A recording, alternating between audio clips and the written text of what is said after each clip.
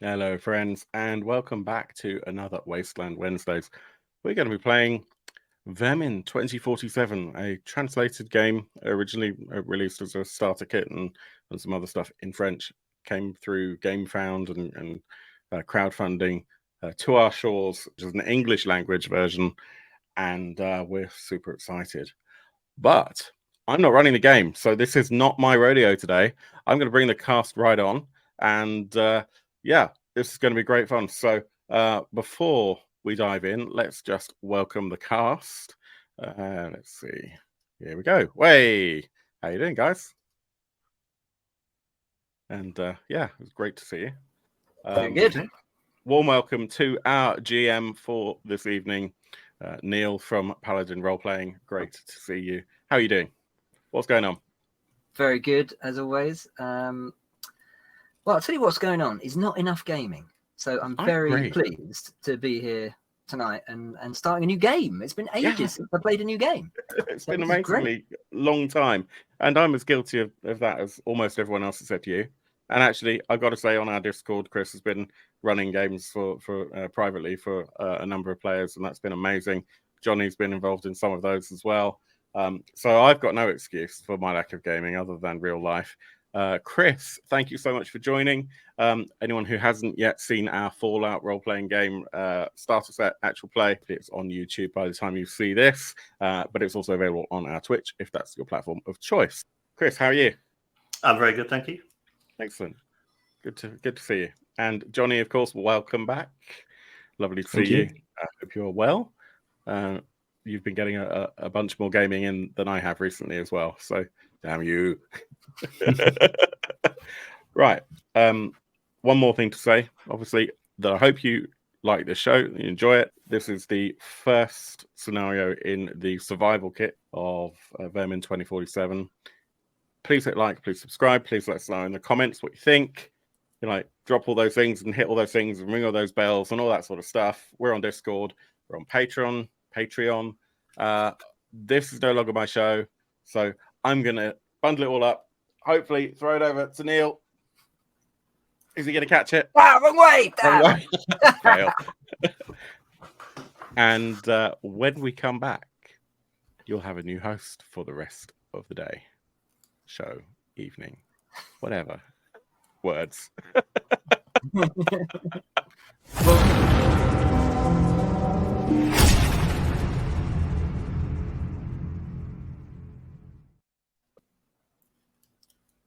Thank you, Phil. Welcome, everyone. So we are playing tonight Vermin 2047. I was just flicking through it earlier, preparing, and I thought this, as a way of summing it up, the little sort of blurb text on the back of the book does as good a job as any. So I thought I'd read that first to set the scene. Then we're going to talk a little bit about the system. There's a number of moving parts to this. That they call it the totem system. I'm pretty sure in saying this is its first outing. I don't think any of their previous games have used this system. And then we'll talk a little bit about the world. We'll introduce the characters. We'll do a little bit of sort of small session zero-y kind of stuff. And then we'll get cracking with the first scenario. It's probably worth mentioning for anyone watching that the session zero stuff will be very brief. Partly because we've already discussed a lot of stuff beforehand, and also because we've all played together. So in terms of things like safety tools and knowing each other's kind of limits and what we don't want to see in the game, we've kind of already done all that stuff. So that's happened off camera. So yeah, let's jump into it. So Vermin 2047. I fear the vermin. I fear creatures, swarms, spiders, bites, and rats. I fear the giant shadows creeping among the trees that will be turned. I fear that the giant shadows creeping among the trees will turn out to be quite real when the sun rises. I fear that GM can no longer read. I fear being stung, dragged like a warm piece of meat, and devoured alive by a colony of eyes, claws, and bellies. I fear the vermin, but it's nothing compared to my fear of others. I'm terrified by what remains of us. we have become our worst nightmare. So cheerful game. That's the vibe we're going for. So I think it's worth talking quickly about the rules first, just to kind of get that out of the way before we jump into the setting. Phil, do you have the character sheet there, please? I do indeed. And if you're lucky, I'll even remember how to share it. Bear with me a second. Boom. Perfect. Thank you. So there's a relatively large number of moving parts to this game. But basically, at its simple version, it's a D10 dice pool system. So if we start on the left of the character sheet, you've got the traits, top left: vigor, health, accuracy, reflexes, knowledge, perception, willpower, and empathy. And you'll have, for each of those, a number of dice. You'll have either 1, 2, or 3. So that's the base of your dice pool. And then you've got the little kind of hexes underneath that are just to tick off if you're suffering a penalty. So maybe you're suffering a 1 dice or a 2 dice penalty for some reason. So that's just to keep track if you have penalties. Good mouse action, Phil. I get that a lot. And then underneath that, we have the skills. They're pretty kind of self-explanatory, I think, most of them, just by their name. And they're divided into these 6 sections: man, machine, weapon, beast, survival, and earth. If you look at your filled-in character sheets, one of those 6 sections will have the splodge marked in to indicate that section.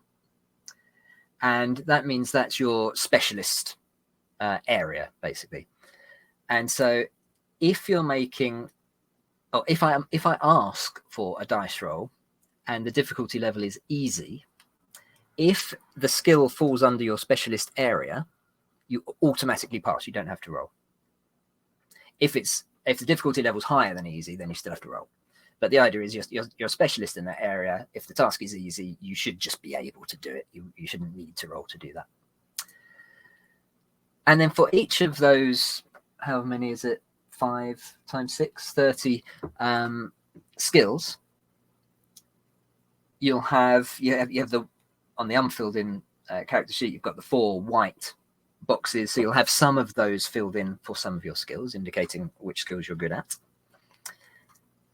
And the key is down on the very bottom left corner. I'm pointing at my screen, which isn't helpful. Very bottom left corner of the character sheet. That's it. Where it says levels. And so you can see you can either have a fully filled in splodge or a cross. And a fully filled in splodge means you get a 1 die bonus to your dice pool. And one of the white circles with a cross means you get a reroll. So for instance, if you're advanced level, you can see on the key, that means 1 dark splodge, 1 cross.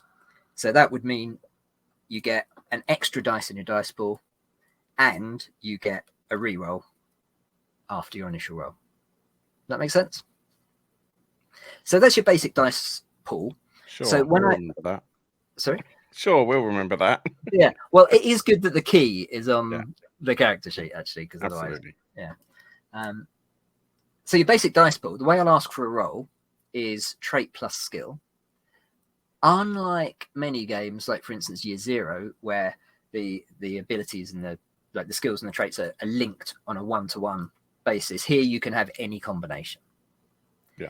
And the idea is the skills represent a whole area of expertise. So for instance, firearms, of course you're going to use firearms if you shoot a gun.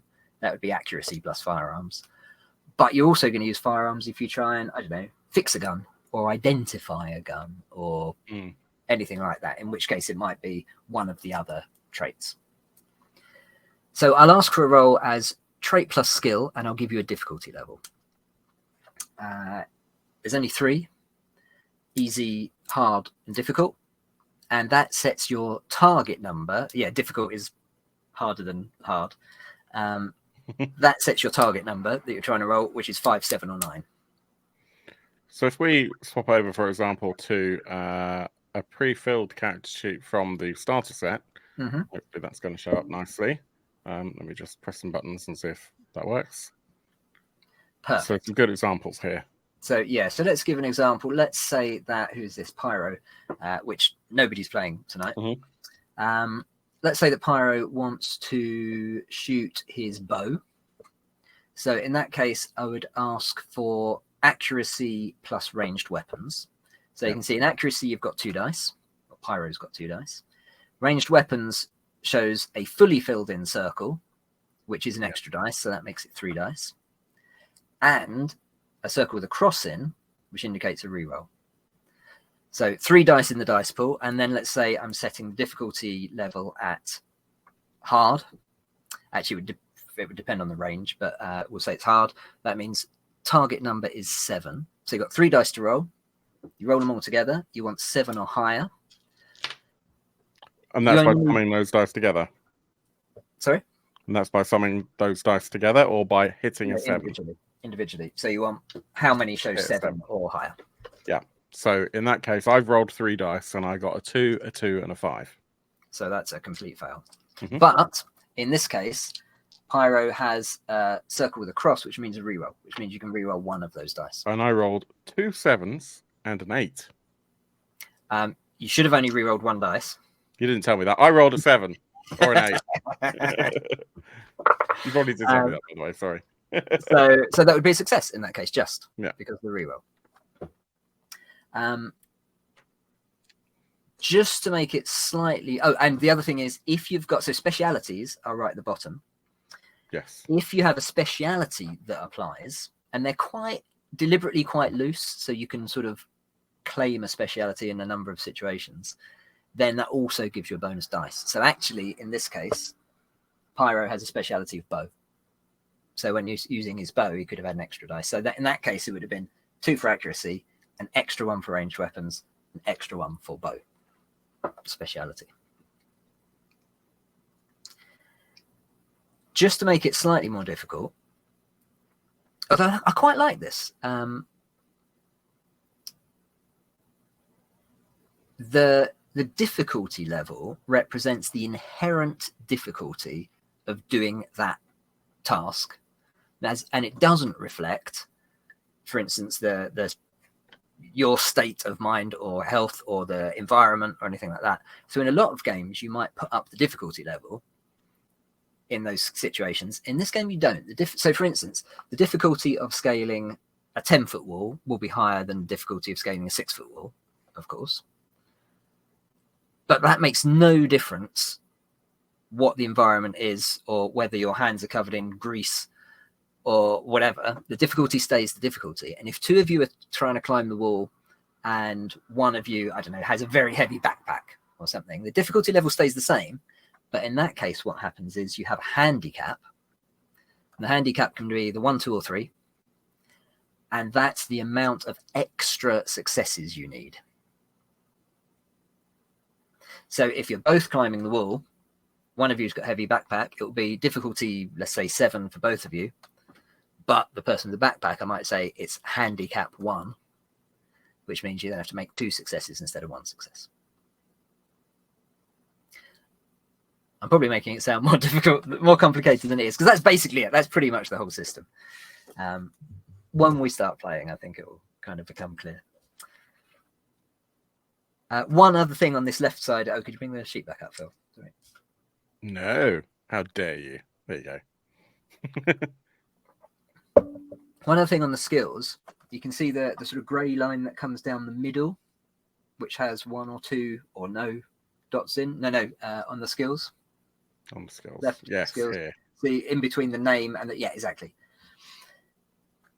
When those are marked, that indicates, I can't remember what it's called, like basically like an expert skill, which is a skill that really does require a level of expertise to use. And so you can still, even if you don't have, so for instance, for Pyro, he doesn't have anything in firearms. So he's not good with firearms. And firearms does have 2 of those marks in the grey sort of bar in the middle. So what that means is he can still try. Even if you don't have any circles marked, you can always try. But if there's anything in that grey bar in the middle indicating a sort of an expert skill, then you suffer a handicap. So in this case, Pyro would suffer a handicap of 2 for firearms because he doesn't have the skill. But for environment is also an expert skill, but Pyro does have first level marked for environments. In that case, he wouldn't suffer the penalty. Make sense? Kind of, maybe? So for Pyro, if he wants to fire a firearms and he's got a handicap of 2, he'd need 3 successes? Exactly right, yeah. Yeah, okay. Yeah. And so actually, that might make it impossible. Because if I was asking for accuracy plus firearms, accuracy only gives him 2 dice.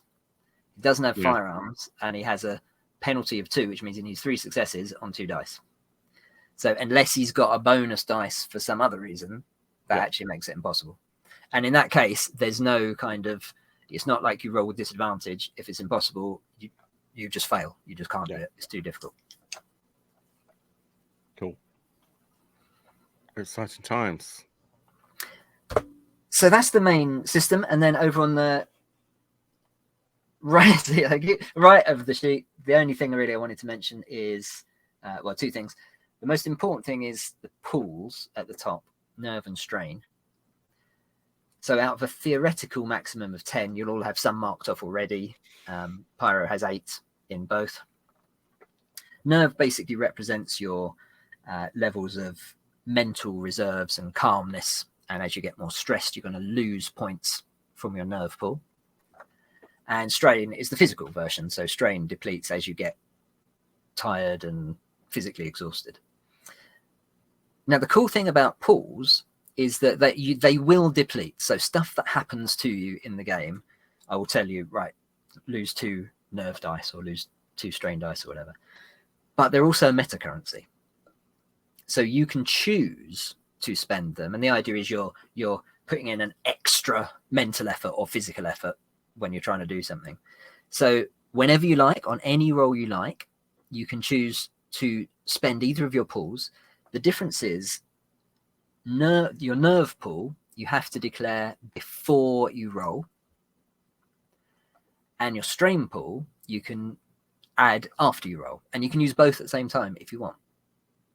So before you roll, you could say, do you know what? This is really important. I want to spend 2 from my nerve pool. You cross them off, get an extra 2 dice to your pool, roll.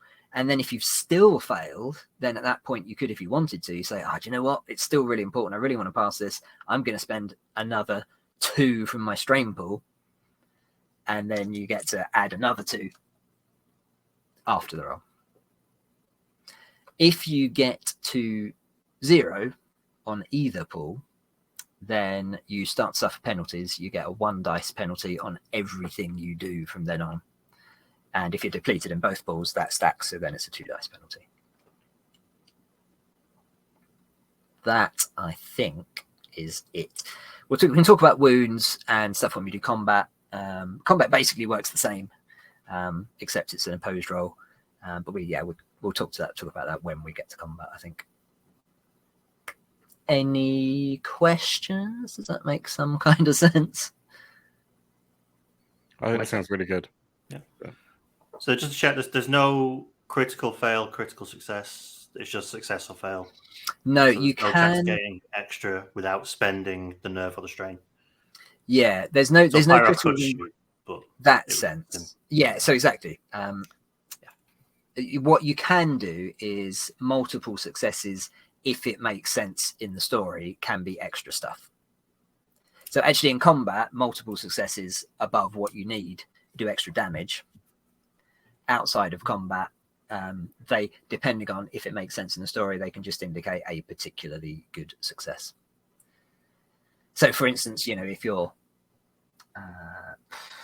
foraging for food and you need a certain success level, if you get multiple successes, then either you forage extra quick and it takes half the time it should, or you find more stuff so you can feed more people, or that sort of thing. Cool. Okay, Can I ask one very quick question? you certainly can. Specialities, bottom left. One Yep. of mine, I have a. You can see on Pyros here on the screen, on like bow, he's got a 1 Roman numerals in brackets at the end. Yeah. I've got one with 2. Do you know why that is? I've got a couple like that. Yeah, I actually hadn't noticed that, and so the answer to your question is no. I don't know why that is. I'll see if I can go digging for the answer whilst we're playing. It could be that it actually gives you 2 dice bonus instead of 1. I have a follow-up question then, because I have a speciality with no number next to it. Okay, maybe not then. You're so good at it that it doesn't. That you're not good at it. Yeah, that's a good question. Specialities. I thought maybe it'd be like a level they've got against it, but then if it's adding dice, it gets confusing. It is only it's 1 dice. It's definitely 1 dice regardless for every speciality. So I'm not sure what that indicates actually. Yeah, don't know. I'll pass on that for now. I'll see if I can work it out. All right. What's the playing comes up. So, the world. It's a post-apocalyptic world. But unlike a lot of post-apocalyptic games, it didn't happen with a bang. It wasn't a meteor strike. It wasn't a sudden zombie apocalypse. The idea is, so we're set in the real world, near future, so 2047. The idea is what might happen to the world if current trends continue and accelerate. So between now and 2047 in this game, the first thing is climate change has just gone mental. Summers are hotter, winters are colder, rains are heavier, droughts are frequent, and this just gets worse and worse and worse and worse every year. And then that has a big knock-on effect on food production. And so suddenly there's not enough food to feed everyone. And so then you start getting mass migration. And then that also, of course, causes a lot of problems sort of its own. And then that gradually leads to not only food, but also humanitarian crises and economic crises. Then people, out of desperation, start fighting, and there's looting, and there's civil wars, and some governments kind of break down. At the same time, revolutionary and environmental groups, probably out of desperation, become more and more sort of radicalized and start to take direct action, thinking that that's kind of the only option left. And so there are attacks against governments and power stations and infrastructure and all of those kind of things. Oh, and the final thing is more and more, caused by all these different things, more and more viruses and epidemics, which add to the migration and the health problem and everything. And so gradually over years, society as we know kind of pretty much breaks down. And so by 2047, there is really no infrastructure to speak of. There's no mass media. There's no utilities. There's no mains electric. There's no phone signal. There's no running water. There's still batteries, so there is some electric powered things. There's still some fuel around, although not much. So if you can get fuel, you could run a vehicle, but most people don't have vehicles. And so the survivors have gone back to a very basic kind of standard of living. It's about survival. It's about finding shelter and finding food and finding fresh water. Because it's a few years in the future, the younger generations, and that includes for our game 12, Johnny's character, have never seen the civilized world and don't really understand this talk that the elders have about the internet and supermarkets and I don't know, stuff like that. And there is an option in this game, although none of you chose the one character from the pre-gens who this applies to, for some of the younger characters to have a sort of a instinctive understanding and link with nature and this new world. And so there's definitely not magic in this game, but that's kind of as close as it gets, that sort of possibility. So that's the kind of situation. The environment is dangerous. Oh, and vermin, of course. Nature has reclaimed the world already in just 25 years. So even in the cities, vines are breaking up through the concrete and trees are taking over, but also the animals. And there's all these rumors. And some of you might have seen some of this, maybe you haven't. There's certainly a lot of swarms. There's a lot of insects. There's a lot of rats. There's a lot of cockroaches. And somehow they seem a bit more aggressive and a bit more dangerous and sometimes a bit bigger. And the rumors are, you just hear this stuff, whenever you pass travelers, of course, you share information. And people talk about these enormous rats and massive cockroaches and so nature is fighting back. The weather is really dangerous. Nature is pretty dangerous. And people are desperate.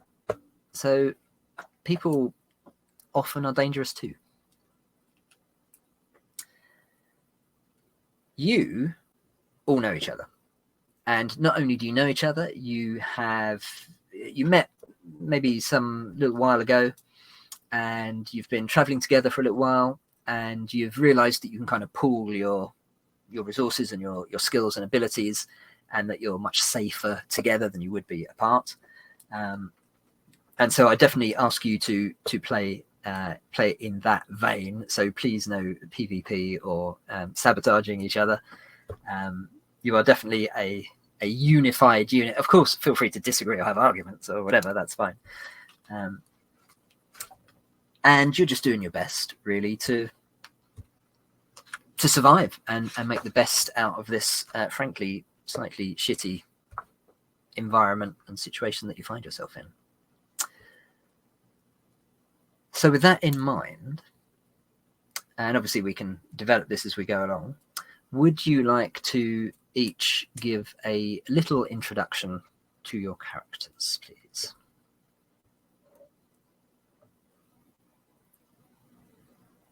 Would you like to nominate someone? I was waiting for someone to now the volunteer, but presenter? go on then, Phil. I nominate Phil. Okay, hang on, I need to get the character.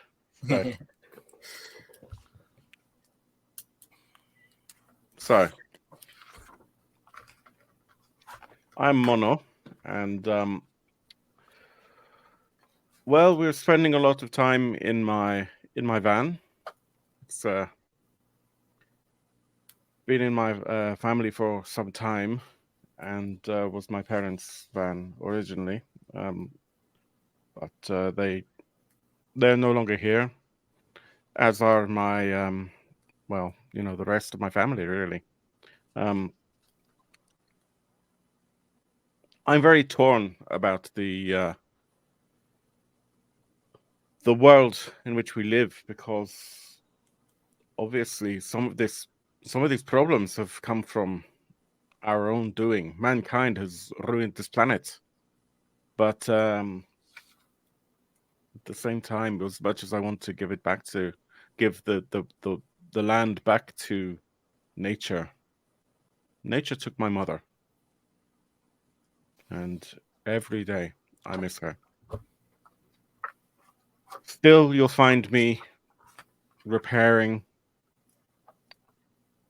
conniving, and balancing my conscience between the good of the planet and the good of my brothers. And my sister. Not of blood, but on the road. For example, Ira, who is, well, she's been around a lot, and I keep having to repair her wheels, if you like. But for all of the arguments we have had, she has supported me quite well. What do you say, Ira?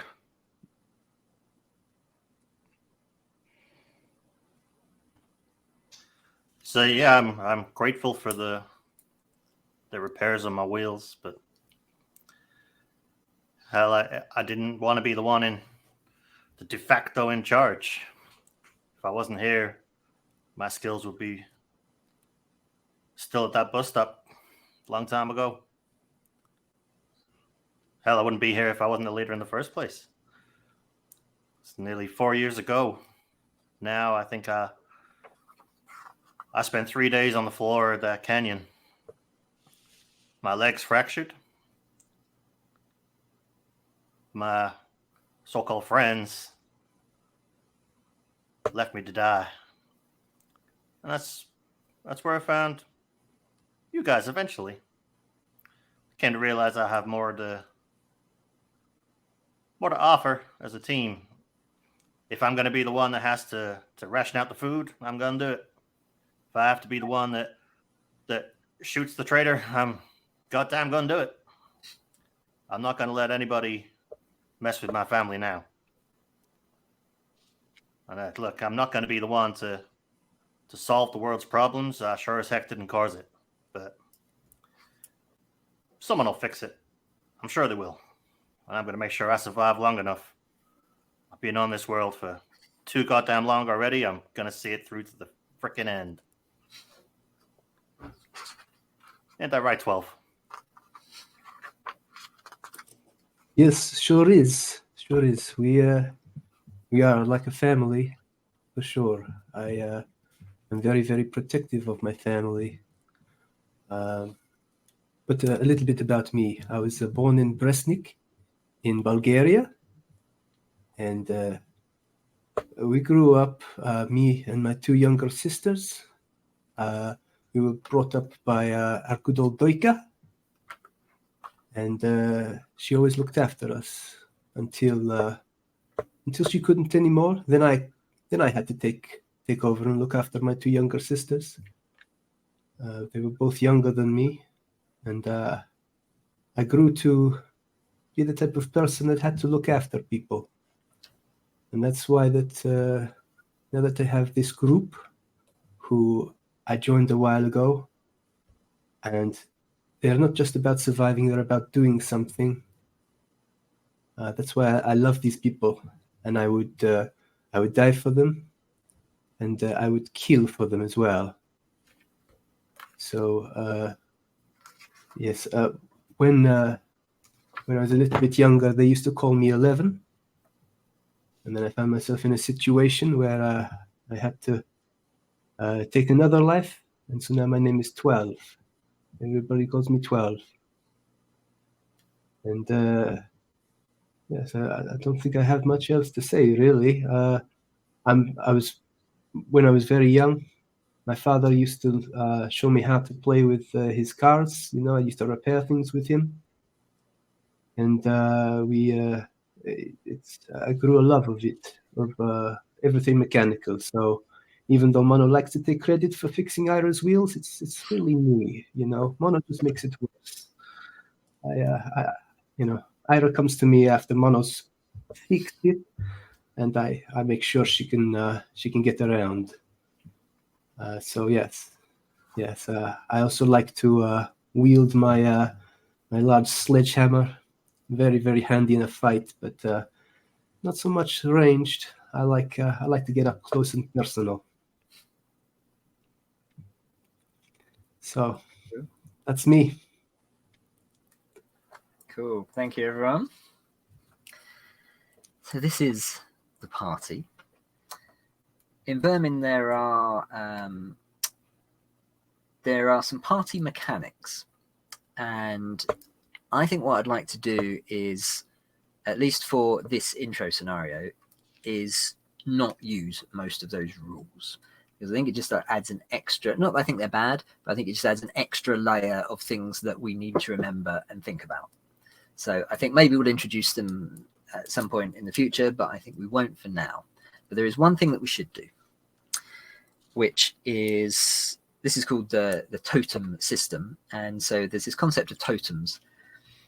And on your character sheets, you each have a totem.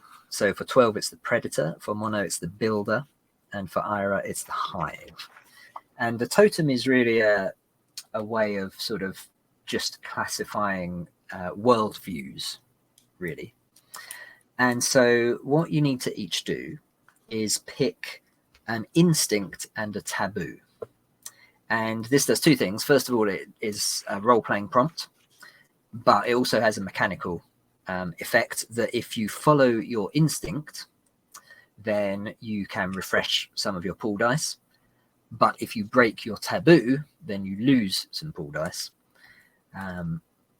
So if you want to have a quick look in the rulebook at page 60 and 61, you'll see the different totems, and there's some suggestions there for instincts and taboos. So I want you to each pick one of each and put that in a sentence where the instinct starts with always and the taboo starts with never.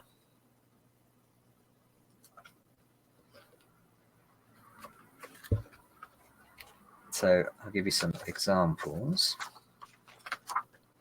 Yeah, do we share them?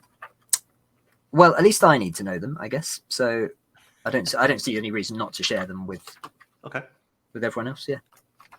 Well, my first one was pretty straightforward. So my instinct is always respect the hierarchy. Nice. And I think my taboo is going to be never betray. Okay. Yeah, so Ira's totem is the hive, and the concept, of course, is like the beehive, that everyone works together. Okay, so always respect the hierarchy and never betray. Nice. Okay. So for me, as I said, the thing that I most miss is my family, and I'm very grateful that so far away from the Nordics, I've found something new. So to continue to establish a society of people that do not take this for granted. So my totem is to establish. And my taboo, that's a little bit more difficult. I think for me, that's most likely going to be leaving the community. Okay. I'm quite complex in that I definitely have this kind of idea of almost like a phoenix from the flames. And I feel like it's my duty in a way to help to kind of start society again in the right way so that we can at least try and coexist with the world as it is now. And if that means getting rid of a few bad eggs, that's fine. But the people with whom I'm close, these people in this literal caravan, if you like, yeah, this is my community now, and I don't want to lose them again. Okay, cool. So yeah, so never abandon the community. Cool. Okay, excellent.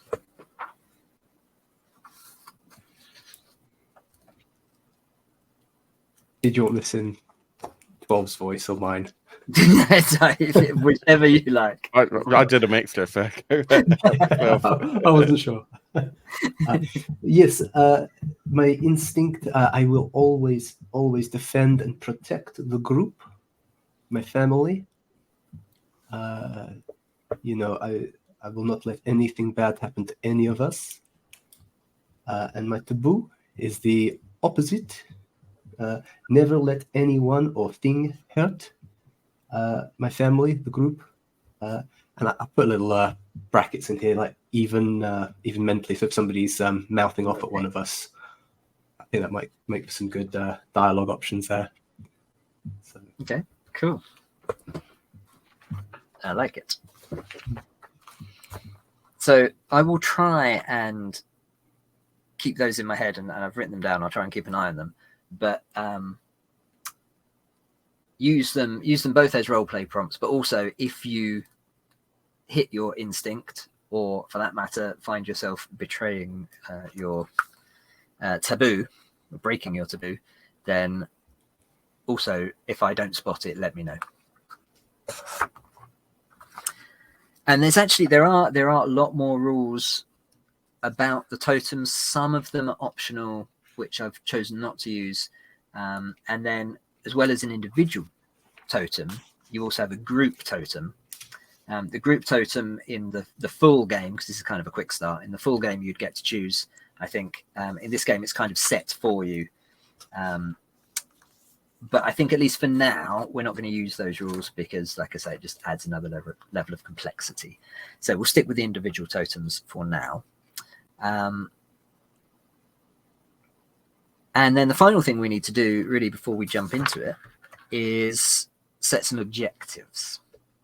So you have both personal and group objectives, and we will use both. So let's do the group first, maybe. So we want one major objective and one, or maybe, if you like, 2 or 3 minor objectives. So to give you an example, major objectives might be, and feel free to kind of make up any bit of backstory you like here, because your group has been together for a while. Maybe you're doing something. Maybe you're currently in the process of some sort of mission, or you have some kind of goal for your group. So maybe a major goal might be crossing the entire country to deliver a message, or to try and find someone, or something like that, or to fix up an old hospital, or something. You know, it's a big project. And minor objectives could be to reach the next town, to find a certain piece of equipment, to fix something, to find a doctor, a much more achievable sort of thing that you could probably do relatively quickly. So as a group, you need one major objective and at least one minor. If you come up with a few, you can have 2 or 3 minor objectives. But this is for the group, not individually.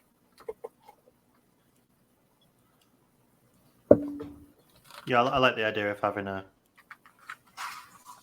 safe space, like aiming for a safe space. That, like the hospital idea. Well, yeah, like I was wondering if maybe like an orphanage, like building an orphanage or something like that. Yeah, It's quite same cool. principle, isn't it? Yeah. Yeah. It kind of ties in with our kind of extended family idea. Yeah. Okay. So to start an orphanage. So I guess first of all, we need to find a suitable place.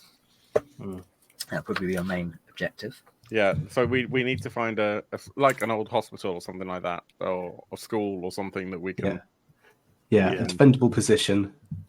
I mean, that's not part of the major one, though, right? Yeah, I mean, maybe we found that already, and I like your idea that actually we need to help people, rescue people, survivors. I have or actually we're building that. Sorry, say again. Sorry, I have road maps, so I could literally pinpoint something on the map and say we're traveling to here because it's an old whatever. I like the idea that we're trying to find a generator, or we have a generator and we need to go and find fuel for the generator. Like that. Yeah, that would be a great minor. Fuel. That'd be really good. Yeah. Fuel and ammo. Yeah. Okay. So major objectives: start the orphanage. Yeah. Minor objectives are Got fuel. go to the place on the map that Ira's Oh, identified and check if it's suitable. Find fuel for the generator and find ammo And children. and children. Or children. I mean, they're not interchangeable. Don't have I don't know, a toddler gun. I know which one I'd rely on more. Toddler fault. Very good. Okay, perfect. That's absolutely perfect. And then same thing. And so this is how XP works. There's not much on character advancement in this quick start. I'm sure there will be in the full game. But the way that you sort of develop your character is by hitting your personal goals. So I guess it makes sense if they're somewhat related to your backstory, but it can really be anything you want. Same thing. You want one major and one or more minor. So, for instance, for mono, maybe a major goal might be maybe you never found any concrete proof of your sister's death, and so you're trying to track down any news of her and find out what happened to her. Minor objectives might be to find some. Well, actually, you've already got to find ammo, but to find a bit of kit that you might find useful, or just do some very simple. Again, the minor ones should be achievable, in maybe a session or two, whereas the major one is a much bigger kind of project ongoing.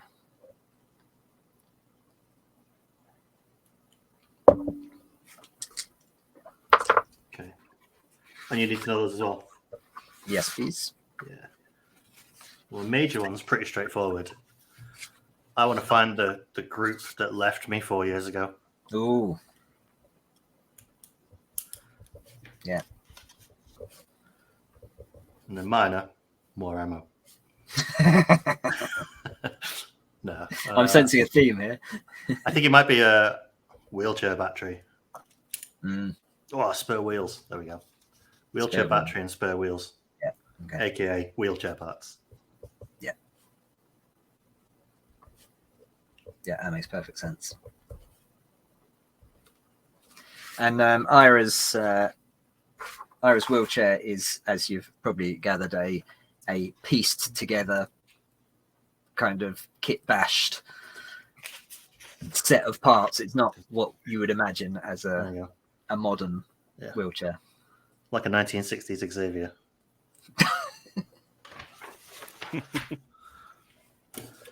Yeah, perfect. Okay. Phil or Johnny, have you got any thoughts? I'm not quite sure what to do with a major one, but minor objectives. I think 12 would always be looking out for any sort of blueprints or books or tools or equipment materials that can be used for either, say, the orphanage, for Ira's wheelchair, anything that could be used by the group to fulfill any sort of plans. She'd always be on the hunt for something where she can increase her technical skills, or learn how to make something, or get a new bit of kit that'll, solar power. If we can get some solar panels for the orphanage, that's great. We're not relying on fuel. Just something like that. But that'd probably be more minor. It'd just be what we came across. Yeah. Okay. Yeah. So kind of the major that I'm urban foraging kind of vibe. Yeah, always on the lookout to grab something scavenging kind of trait, as it were. Major, I'm struggling a bit with. You can always sort of think about it and see if it comes up in play, if you like. Yeah. I mean, maybe if there's some sort of actually we need this for the orphanage, that could suddenly become my major thing, Yeah. Or maybe we can just say it's going to be like a vehicle, because I was thinking, how are we going to transfer all the fuel when we found it to there? So maybe I'm on the lookout for a tanker a usable fuel truck that we can use to transport. Something like that. In our hands. Yeah. Just make lots of trips. Yeah. Well, once we get all the little kids, we can just Of course, yeah. Parcel kind of thing. Okay. Alrighty. Nice. Phil? So, my sister I talk about her like she's dead. She's as good as gone. My parents both died, for sure. My sister, I haven't seen 30 years, maybe. And I would love to find her. But I have no idea what she'll look like. I vaguely remember how my mother looked at what would be my sister's age now. But, you know, it's gonna be tough. So that's kind of my major. But my minor, kind of almost like an ongoing thing, is that as much as I see the value in protecting children who did not choose to be put in the place that they're in now, you know, they didn't choose to be brought here. They didn't choose to lose their families. I actually have quite a lot of hatred for the parents that chose to put them in this position in the first place. And there's a bit of a dichotomy in that my nature is to tear down civilization. And so whenever we find a fuel tanker, a supply place, anything that is a kind of civilization hub of some description, I have an innate desire to destroy it. So when we find that fuel depot and we take everything we can, it's going up. Okay. The same with the pharmacies, the same with supermarkets. So can we say then your goal is destroy any remnants of civilization? Would that be a good way to put it? Yeah, or any kind of... that's probably an easy way to put it. I'm obviously not going to do it to our detriment, but yeah, you know, there are a lot of people who are still alive who, as far as I'm concerned, shouldn't be. And I've got a lot of hatred toward people who haven't thought carefully about their life choices. Wow. Okay, cool. Thank you. It's got some interesting characters here. It's going to be fun. So I think, let me just check my little list here. So, Phil, when you were giving Mono's introduction, you said about your van. So I think, and it makes sense that Mono has his van, and that's how you're traveling around, scavenging fuel wherever you can. So I think what I'll do, because that fits quite well, it fits with the scenario and it fits with your character. So what we would do here normally is before you start any new scenario, you have a gear phase where you can roll to see, you sort of nominate some gear that you want, and then you roll the dice to see basically if you've been able to find it in the last few months. So I think what we'll do is we'll just kind of skip that for the party and say the van is your bit of major gear. I also do have a drone. Yes, you definitely do. That's going to be useful. Excellent. Yeah, so you've all got the gear that it says on your character sheet. Awesome. Oh, okay. So this is kind of like just any extra stuff. This is like additional pack, isn't it? Yeah, absolutely. Yeah. And by the way, the equipment. I mean, for instance, your drone. It's obvious, you know, why you might want to use your drone. But for the other things, equipment, just like specialities, gives you a 1 dice bonus. So if you can realistically say that you would be using a piece of equipment that you've got, you get a 1 dice bonus.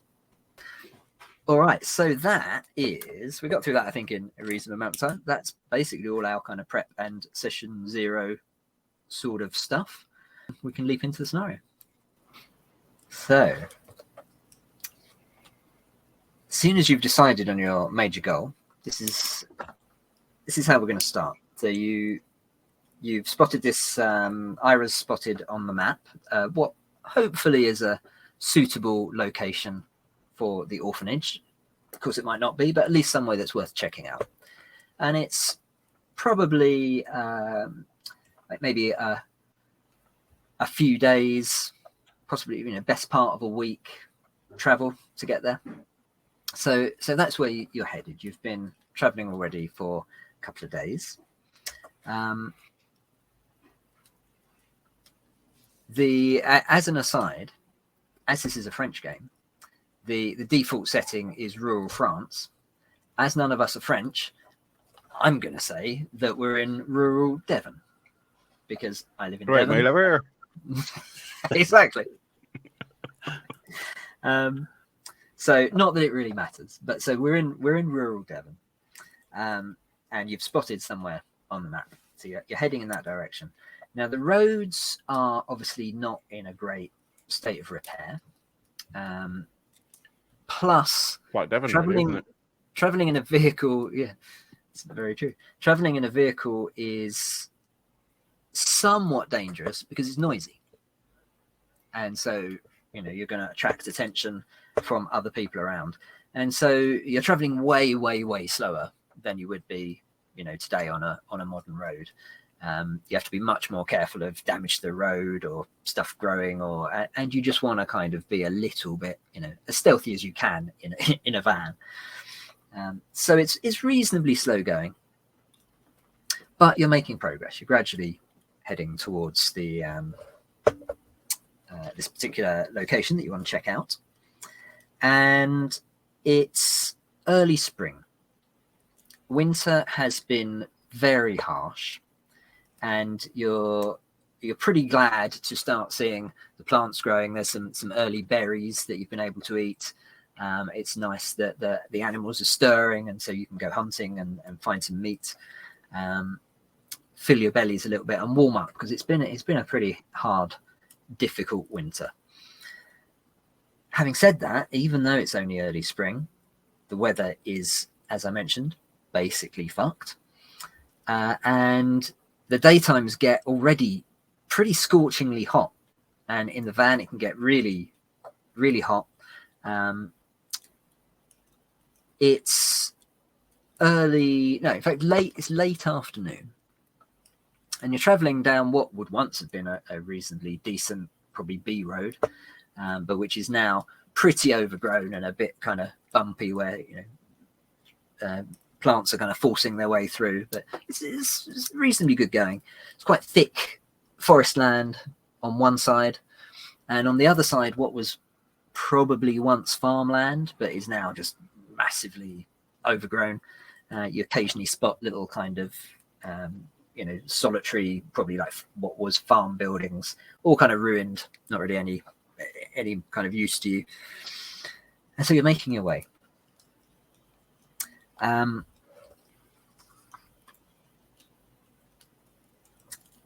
You've stopped a number of times to pick some berries, get some food, and fill up your water flasks. Although the water is not yet drinkable, even fresh water from like a stream or a river is not guaranteed to be safe because there's so much pollution, whether from dead animals or from chemicals or the sort of toxic remains of civilization.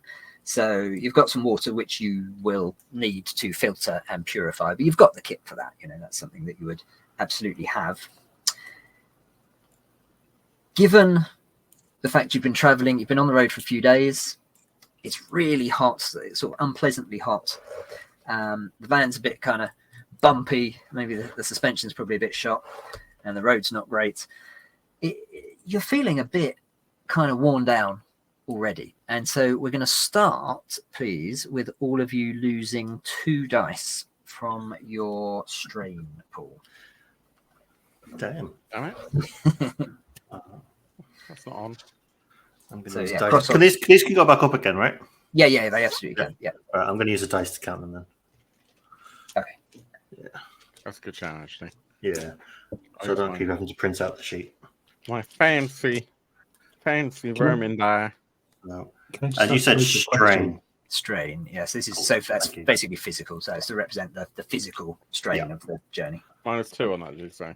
-2. Yeah. I'm down to 3. You're down to 3 already. Wow. Yes. You Yeah, I can't take suppose the Ira same All this sitting down. physically. Yeah. Yeah, and how do we imagine Ira's wheelchair is incorporated into the van? Or we got a tow hook. you could be towing it, actually. I'm just out the back. She's out the back. If you were going really slowly. She's like Can we the make them world's most annoying backseat driver. Yeah. Have No, you I seen can the new Ghostbusters? Oh my gosh! Yeah, Can it be like that where like I come out the side on an arm? Yeah. the arm of a small child. No, either that or it's no, we got wheels or something like a wheels ramp rather. We have a ramp. Yeah. Yeah, just a ramp at the back. Yeah. But I quite like Like the Knight idea Rider. of jury rigging that mechanism in the future, so you can just pop out and we can like deploy you. It's like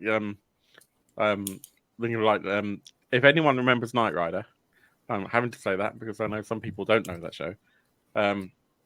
When they deploy the car out of the back of the truck, Oh, and yeah. it kind of comes out like whilst the truck is moving. Mm. I like the idea of kind of deploying Ira out on an arm and then dropping her down, Nice. I mean, and she can like we go running. haven't established what kind of van it is. It could just literally be an No. old ambulance that has a ramp. Oh. Well, not an ambulance, like a taking patients from the hospital back to the house kind of ambulance. Hmm. So Yeah. a minibus with a ramp. Minibus type thing Yeah. with a ramp. And it will actually be in my backstory basically I kind of grew up in the back of a does it say the back of a van? I think it does.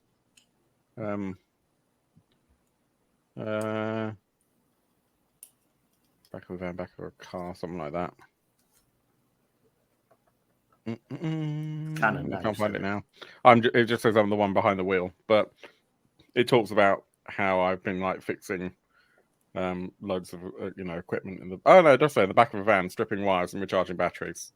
So yeah, so it's something big enough that like there could be like a basically an electronics desk if you like with soldering Oh, iron, yeah. Okay. Yeah. that sort of stuff. So yeah, absolutely makes sense that it's got ramp at the back and stuff. Okay.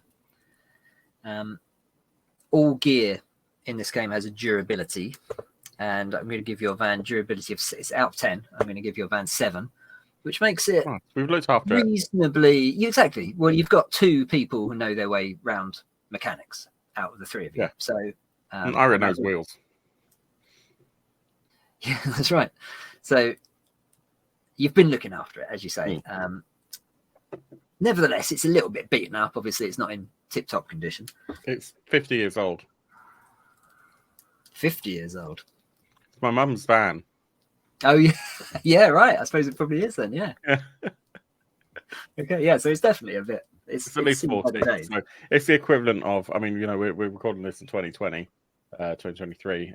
So it's the equivalent of something from like the, 80s or 70s, probably. Yeah, I suppose it is, yeah, right. Yeah. Maybe 80s, 90s, yeah, that sort of thing. So it's like an old Ford Transit, but, Yeah, okay, cool. trotted on the side.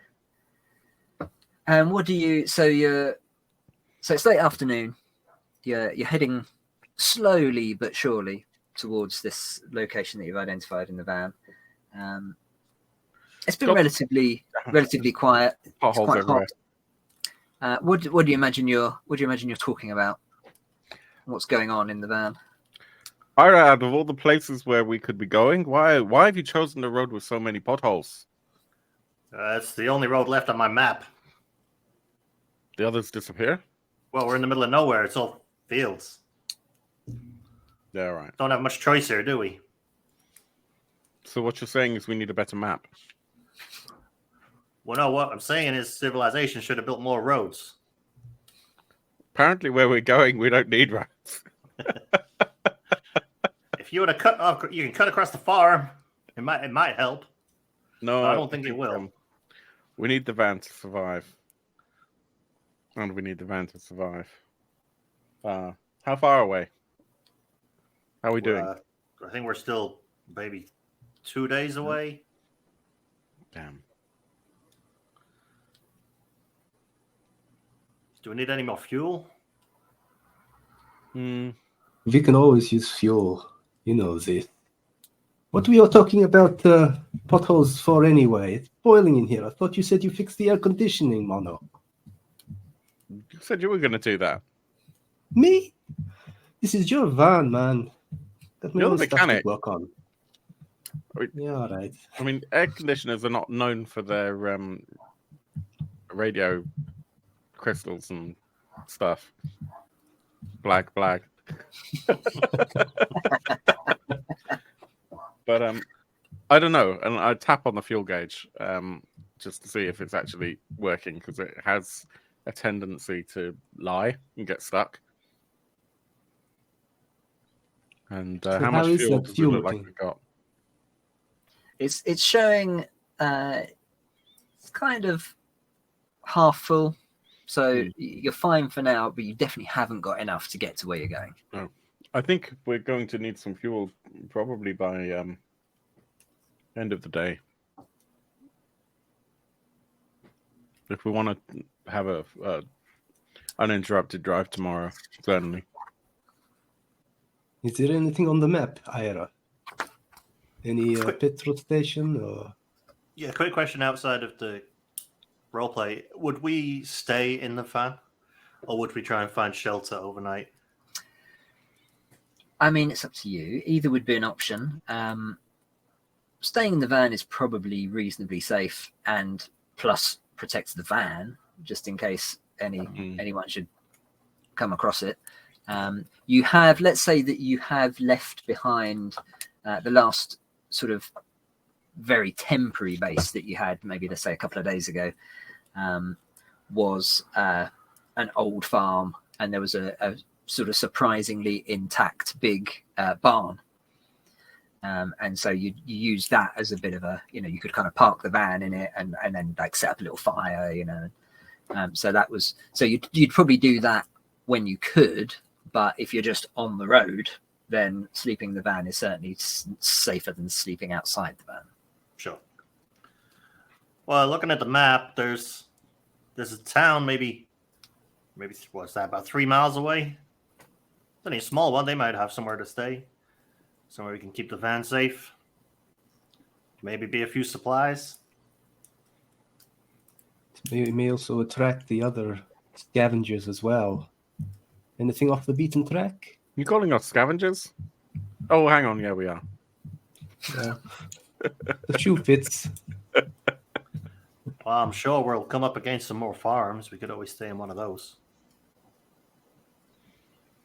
And it's at this point that you turn a corner and you notice some very dark clouds on the horizon, kind of, unfortunately, in the direction you're going.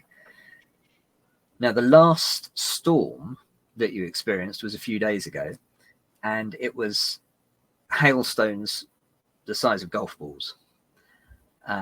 Luckily, you were able to find that barn that I mentioned and park the van inside, because, I mean, it would have done a hell of a lot of damage to a person, but it also would have smacked up the van pretty badly. Hard to know whether this will be similar, but the clouds look ominous. There's no way, you haven't passed anywhere in the last few hours that could do for shelter. So what I'm gonna do for this scenario is I'm gonna because we don't know the system yet, I'm gonna kind of prompt some roles, whereas normally I would just let you kind of ask. So this is the kind of opportunity where you might want to make a knowledge plus environment roll to try and sort of predict the storm. Well, I can't see ship from back here. Well, metagaming a little bit. I will take a penalty on that if I roll that. Do you know you're actually all identical? Oh, The excellent. knowledge plus Okay. environment. Well, in that case, I'll say. In other words, Damn, all this equally shit. English weather is so terrible. What do you think? Do you think we'll make it? I'll tell you what I've rolled. So my knowledge is 2D, so I'm taking that as a 2 dice, but I actually have no dots in environment, and it's got a little indicator on it in the grey bit in the middle, so it's rolling 1 die. And I've actually rolled an 8. You still roll 2 die. I roll 2. But it means you need an extra success. Oh, okay. In which case, so you roll 2 die. somehow I rolled an 8 and a 9. No way. Well, that was difficulty 7. So that's 2 successes. That's exactly what you needed in that case. Amazing.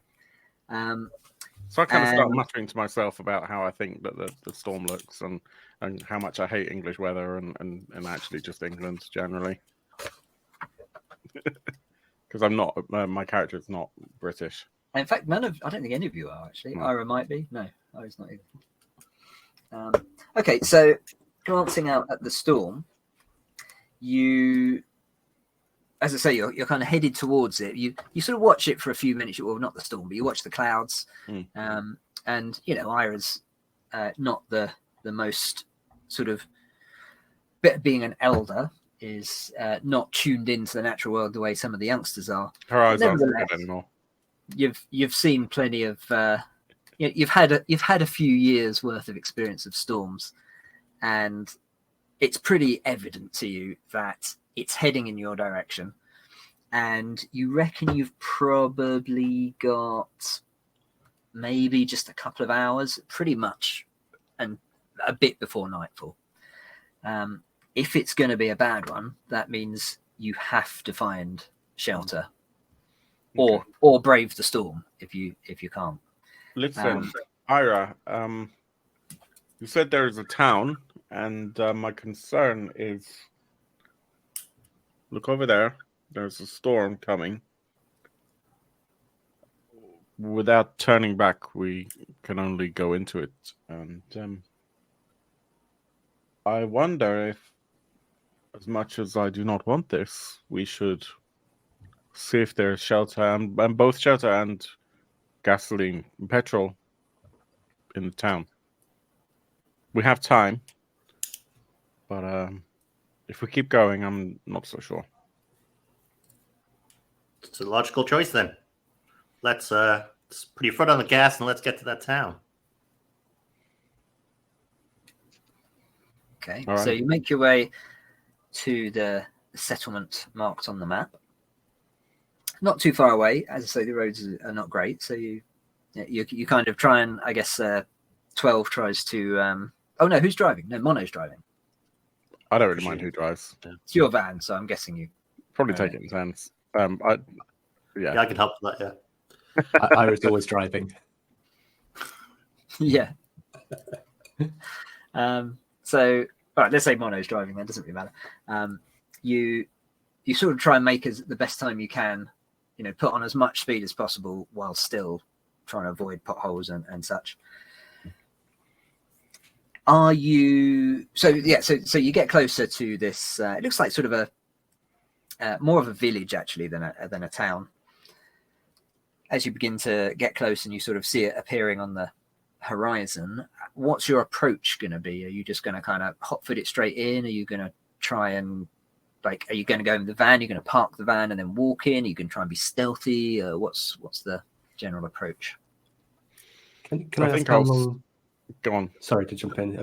How long till the storm reaches us? How long do we have to play with? We've got to the town. Probably. So Ira reckons probably by the time you get there, probably in the region of an hour and a half ish. Hard to say, of course, but give or take. And nightfall is probably a few hours away. Sorry, I jumped in, Phil. So I can't remember what I was going to say now. Something about how I'm going to slow the engine speed way down anyway. So kind of second or third gear, so it's not kind of the revs aren't too high. Luckily, it's going to be a diesel anyway, so it's got a bit of pull to it. But pretty much doing sort of 5 miles an hour. We've got a bit of time, trying to look around, see if I can spot anything that will at least give some kind of vestigial cover. But ideally, looking for a barn or something. I should kind of like pull to a slow. I'm gonna say just move your shoulder over, and then you'll see the butt of the barrel of a rifle come over your shoulder. And I'll use it as a bit of a tripod. And because I've got a precision rifle, I'm presuming it has a scope. I think that's fair to say. Yeah. Even if it's only a short range scope, it should be better than my eyesight. Fair. So I'm going to try and see if I can at least see down the main road into wherever we're going. Yeah. So I can see ahead at least. Just see if there's any signs of lights maybe. Yeah. Okay. Let's have you will see something, but let's have a roll to see how much you see. So this is going to be perception plus your choice of vigilance or road. Ooh. And I will go with vigilance because I get an extra dice. Okay, and I'm going to I'll get dice for both. And then it's one for because I'm using my specialty. Yep. Okay. So what does that give you in total? A 6, a 3, 2 3s, and an 8. But I do have a reroll, so I'm going to reroll one of them. Reroll them. Yeah, perfect. I'll reroll a 3, and I get a 4. So I've got 1 8. So still one success. So that's fine. So, so as you just sort of very slowly approach, first thing is that there's no obvious signs of life. So you don't spot any movement. You don't spot any kind of light or any smoke, anything that might indicate there's anyone there. It appears to be a sort of small to medium-sized village. You're guessing possibly 250, 300 residents, at least when it was, before the collapse. But very, very overgrown in a way that suggests sorry, I'm distracted by the private chat. Sorry, I'll ask out verbally then, if everyone's laughing anyway. I just wondered if within Devon we're in Crapstone, Cockwood, or Brithen Bottom. Yes. All 3. These are all real places. Yeah, it's all so it's smallish, but it's pretty overgrown. Like most things are overgrown, but you would expect if people were living here, some of it would have been cleared. But it's properly like brambles everywhere. The walls are falling down. It looks, in a pretty bad state of repair. And at the end of this road, so this looks like this is not just the main road in, but actually probably the only road in, given how overgrown everything is. And at the end of this road, just before the village proper starts, you can see what appears to be a farm building. And so as that's the first place you're going to get to, you sort of focus the scope on that to see what you can see. And again, it looks very overgrown. The roof is covered in moss, brambles, and the windows are all boarded up. And there's what looks very suspiciously like bullet holes in the walls. And what is clearly a number of makeshift barricades have been erected to protect both this solitary sort of farm building and actually the village as a whole. Again, they've been here for some time because they're all bramble covered. So, for instance, there's like a completely knackered, rusted up old tractor that's been positioned, and then some sort of log kind of cross the kind of barricades, just bits of some tires and just bits of corrugated metal, just bits of stuff. So you guess you've seen things like this before, of course, and your guess would be that at some point the villagers fell back to the village and set it up as a defensive sort of base. But there certainly aren't, like, maybe there's people there, maybe there's not, but this certainly is not an active village. It's not full. There are not loads of people here, for sure. Yeah. So I've got a shortwave radio, and I'm going to just turn that on and obviously it's shortwave, so it makes it a little bit more difficult to pinpoint anything nearby because shortwave is, got quite a good range if memory serves correctly. I think that's right. Yeah. But to see maybe if there's any obvious strong signals. But I turn to the others and say, well, we have two ways we can deal with this. We can try and go in through the front door, or we take a look from here. And I point to the drone.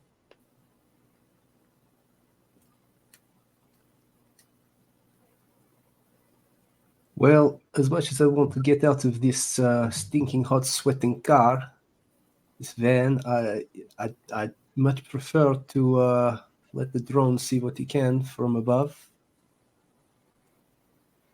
Just to check as well, Neil, we did see that there would be like shelter there. Yeah, there's an. I mean, despite the fact it's overgrown, there's enough buildings here that like some of them will be tumble down, but you're sure to find somewhere. Yeah. So one issue as it stands is that the barricades will not allow the van in. Will it allow the van up to the farm buildings? Yes. So we could put it in for protection and then leave it if could. we wanted to go further in. Okay. Yeah. Then I'll point over to the farm building. So look, there's a appropriate place over there if you want to park on up. Sure. So yeah, we trundle over on all four wheels, and I start kind of prepping the drone and wiring all the batteries in and stuff. So I tend to disconnect them just to make sure there's it's a cobbled together drone. It's made of various bits of equipment, like a mix of like Mavic drone parts plus GoPro rotors and it's got a military kind of video unit on it, so we can actually see pretty well from the cameras that are on there.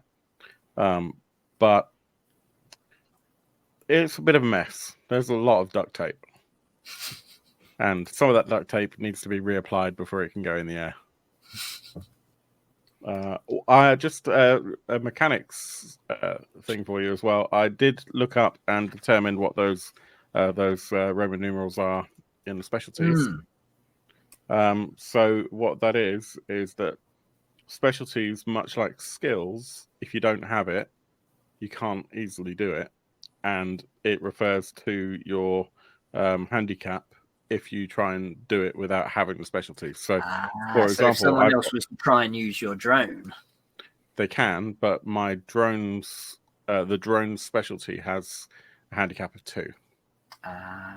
Okay. So it actually doesn't apply for you when you're doing it, but it's if someone else was to. Okay, that's cool. Which is quite nice, but it's also kind of not great because it means that as a GM, if you don't know that something that someone wants to do is actually a specialty, it could actually be quite hard to run it as intended. Yeah. I think this is definitely a sort of game where, at least, or maybe it's just me being lazy, but I feel like I'm going to need you to know your characters and the mechanics that apply to your characters. Yeah. I did read in the beginning of it. I did do some reading. I did some of the required, not all of it, but some. Look, just don't rub it in. I'm feeling jealous now and slightly insecure. But it did say about, it's, this game's about having fun and everything. So, the storyline, what feels right sort of trumps any rules. You can obviously play the game however you want, it says, but, don't get bogged down with stuff if it doesn't make sense just because there's something there. So I was quite happy with that. Yeah.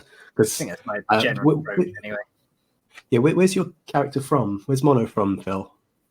Parents was born in Sweden, but has been on the road for many, many years. And despite all of us spending loads of time talking to Swedes, the Swedish interpretation of the Swedish accent interpretation of the English language has gone right out of my head. So I'm just going for something vaguely nondescript, non-descript. You're going for generic foreign. Yeah. I thought you were South African. South African. Yeah. I'm not going to do that either. The best accent of the show, I think, goes to Johnny at the moment. Oh, I don't know. I'm making up as I go along. I'm supposed to be from Bulgaria, and I'm like, have I met a Bulgarian? I don't even know. Yeah, right. Yeah. So you're going for generic Eastern European. Yeah, just sort of. Yeah. If it sounds roughly about right, then great. I've I I've think heard Chris with was one going person for, not succeeded. Turkish. No, I was trying to go for American, but now everyone's meant to be in France. It's like I was Now on a we're in foreign Dorset. exchange. Well, and no, I'm we're thinking- in the Devon now. I think I'm like a Devon, teacher. I'm an American teacher in the UK. Okay. Because I'm good at languages. Okay, And negotiating, that counts for teaching. Yeah. And Yeah. precision rifles and ammunition, so that goes for teaching as well. Exactly. And you resemble Professor Xavier. Yeah. Yeah. I've got all the American school teachers skills you need. Yeah. Exactly. Yeah. So we try and pull up somewhere near that farmhouse. Yeah. So Mono, you play with your drone, get it in a state where you think it will probably almost certainly fly, and you send it off over the I need to do a roll for that. And this is going to be perception. It's no, it's not. It's accuracy plus steer plus the drone. drone specialty, which of course I have. Yep. So my accuracy is 3. My steer is it's 2, but it's not really. It's 1 and then a reroll thing. So that's 4 dice. For +1 for the speciality. Oh, I get an extra die for that. Yep. I remember that. Okay. And your target is only 5. I got a 10 and a 5 and a 9 and 1 Awesome. I see. Well, and you get a reroll. I got 2 5s, a 9 and a 10. Perfect. So that's 4 successes. Yes. Very good. Which is what we'd expect because Mono is the drone expert. So this is good. Yeah, I'm good at droning on. So I'll give you a general overview, but is there anything specific that you're trying to look for?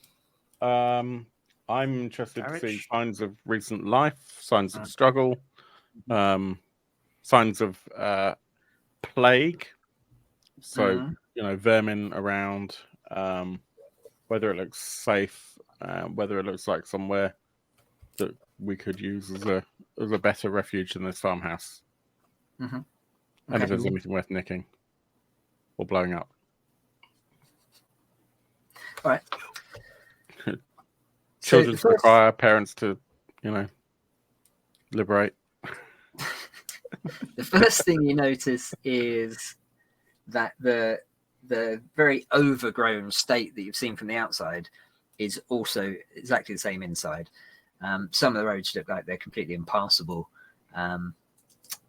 A lot of the buildings are crumbling, falling down, falling in roofs. No movement, no signs of life at all. You notice as you obviously fly all around the village and over the top a few times. You notice that the barricades are pretty much around the entire village. So they've deliberately left it so there's only one way in, which is how you're trying to get in. And it was definitely set up to be a defensive position at some point. There's a church in the middle. Aside from that, there's a couple, like towards the edges, there's a couple of sort of bigger barns. Aside from that, it's mainly sort of cottages. It looks like there was what was once a pub. Of course, it's an English village. Of course, there was a pub. But otherwise mainly cottages. Some of them probably had thatched roofs, which are now just completely knackered. But obviously, some stone or tile or slate roofs as well. Absolutely no signs of life at all. In fact, after a few passes, like at first you kind of think, okay, there's no one there, and after a few passes, you think it's almost unnaturally quiet. You don't even see a bird or a squirrel or anything. Actually, it just seems like nothing. Lack of life. Yeah, not just lack of people. Like maybe it's just coincidence, but there just seems to be nothing happening in this village at all. Lots of Well, plant there's life. nothing Lots happening of in this village at all.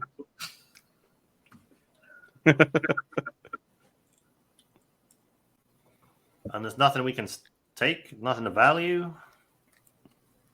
Any fuel or?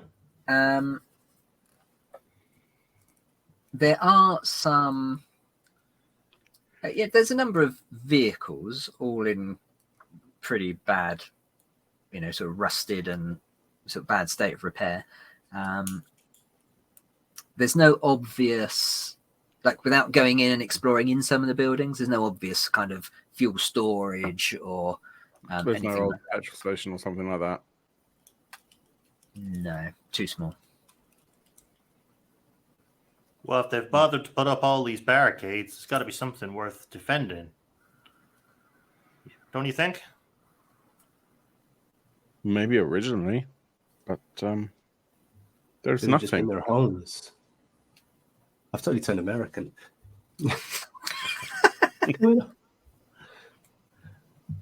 Yes, they might just be defending their homes, but I'm seeing it.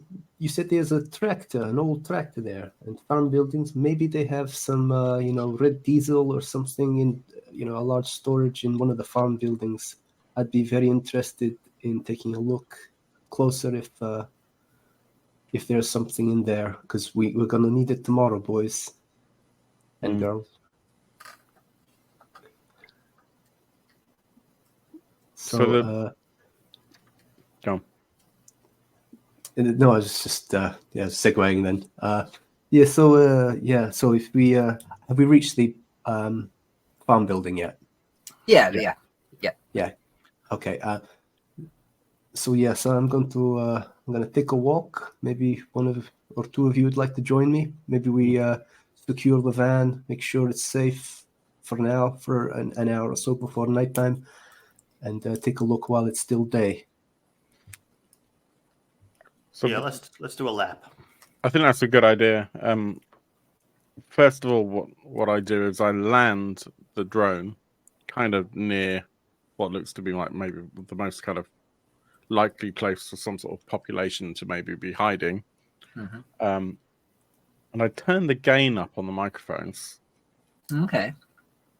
just to see if there's any if I can pick up any kind of sounds that are anything other than just kind of the general white noise. I just kind of listen quietly for a second just to see if there's anything. And then as 12 and Ira start to kind of slowly kind of move towards the encampment, I guess, work out if I can hear them and if they're any louder than anything else. Okay. Does that make sense? Yeah, it does. I'm not going to ask you to roll again because you rolled so well on the first roll. I'm going to just include that as part of that. And then roll. after that, I'm going to bring the drone back because I've only got 15 minutes of battery on it. So yes, right, okay, yeah. So Ira and 12, your plan is to stay outside but do a lap around the outside. Was that it? Or you? Yeah. Okay. I think so. Yeah. Unless we see something that's definitely worth checking out. Yeah. Yeah. And are you keeping your eyes open for anything in particular? I think my main mission is to find somewhere where there might be fuel. Yeah. But I'd probably be wary of. It seems quiet. It's perhaps unnaturally quiet. So I'd be perhaps looking out for why is it unnaturally quiet? Is there anything that's toxic or radioactive, and anything that's perhaps going to kill us? Okay.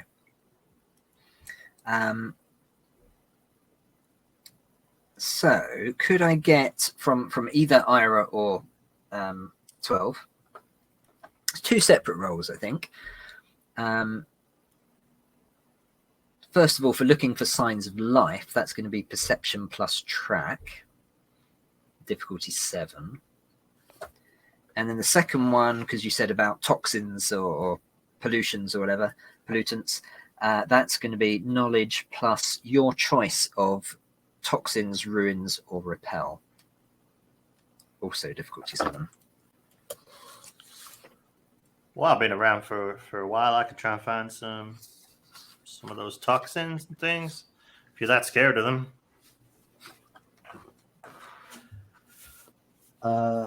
Yeah. Sorry, what was the... I'm just thinking I'm going to be pretty bad at both of those roles, and I think the toxin one would probably be my better role. So I don't know if you wanted to roll the... Oh, yeah, I'm not gonna rustle any feathers. I'll try and I'll try and find people. So perception plus track then. Perception plus track. I have nothing in track, but there's no penalty to track. There's no penalty, exactly. Yeah. So 2 dice. I don't think any of your equipment is relevant. Not really, unless we're counting it as walking around. I get a -1 mobility. But no, but this is for looking rather than the movement. So yeah, 2 dice, difficulty 7. I got a 9 and a 3. No, sweet. So that's all right. That's a success. It's only 1, but that's generally good enough. And then, so I'll tell you what you see in a second. So Johnny for 12. Can I do knowledge and repel?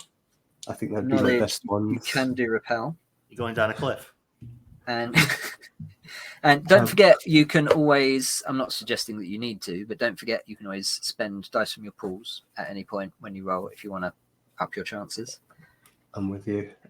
Just a quick one on this one as well. I'm short-sighted, but as I'm using my knowledge, am I okay to not include that? Yeah, I think so, because this is not a perception roll as such. Yeah.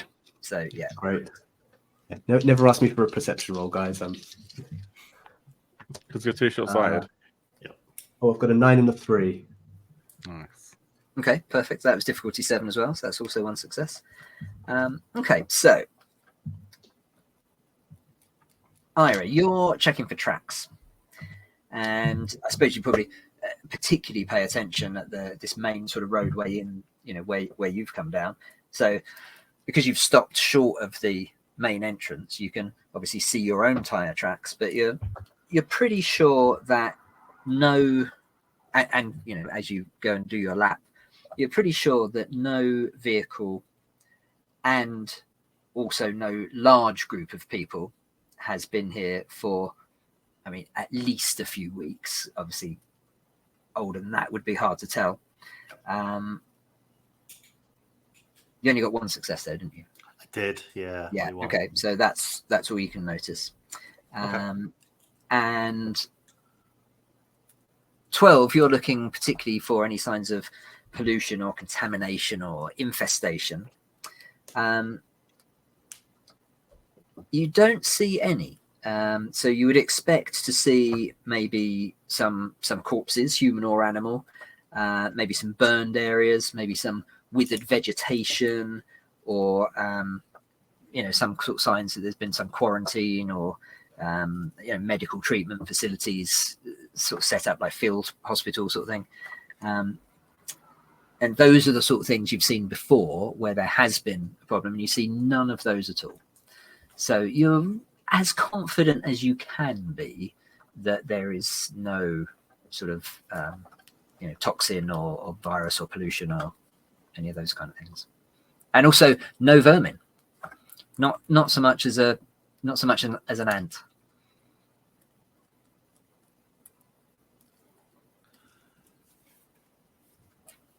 Well, like they say in your American shows, it's quiet, a little too quiet. But I don't see anything here that seems to be a danger to us. It's almost eerie. You're always so pessimistic. Let's go down the road. I'm gonna start wheeling down the main road. Well, what is the main road into the town? Past the barricades. Yeah. And Mono, as this is happening, you land your drone, you turn up the gain, and you're listening, and you at maximum gain. There's quite a lot of hiss and crackle, but you do faintly hear at a certain point when the wind kind of blows the sound in the right direction. You do just about hear Ira and 12 discussing the lack of vermin. Yeah, but that's all you pick up. There's not any other obvious sound. Not people, not anything. Okay, so I'll spin the drone back up and try and get it back to the van so I can start the batteries charging again. Yeah. Well, I probably wouldn't actually, but have it all set up so that when we start driving again, then the alternator. Yeah, will, sure. Have it all ready that to sort go. of Yeah. stuff. And I will grab my gear, lock up the van, and find the rest of the group. Cool. So let's say you rendezvous then back at the van, share information, and I guess set off into the village. So what's your priority as you head into the village? Bearing in mind, now this would have taken another probably half an hour or so. So you've probably got an hour-ish before the storm hits. Do we feel that the van is in as safe a place as it could probably be? Or is it just kind of parked up next to a building? It's reasonably sheltered. It's probably as sheltered as it's going to be from the storm. Okay, that was my question. Yeah. So I guess we need to try and just gain entrance and just maybe get into a building, or what do you think? Let's find the biggest building. It's gonna be where everybody stockpiled things and went for. Everybody always takes shelter in the church. Big stone building, protection from the elements. Did you see a spire, Mono? Well, maybe like a hall, some kind of thing like this. Okay, well, let's direct us towards that then, if you can remember where it was. I can only remember if I did the sound effect of the drone. That's not my thing.